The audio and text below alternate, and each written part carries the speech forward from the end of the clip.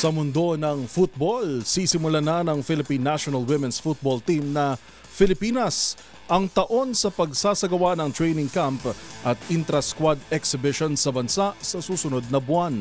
Ang mga dapat nating malaman, alamin sa report ni Matchpoint Millie Borja. Magsasagawa ng training camp at intra-squad exhibition match ang Philippine National Women's Football Team sa bansa sa susunod na buwan. Ayon sa anunsyo ng Philippine Football Federation, nakatakdang ganapin ang intra-squad competition sa February 25 sa Mall of Asia Football Field bilang bahagi ng pagsisimula ng kanilang 9-day training camp.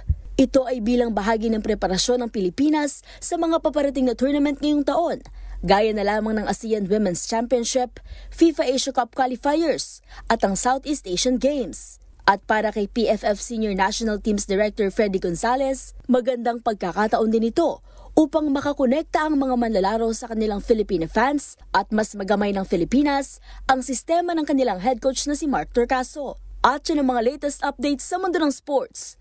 Para sa MBC TV Network News, ito si Millie Borja ng DZRH TV, una sa Pilipinas, una sa Pilipino.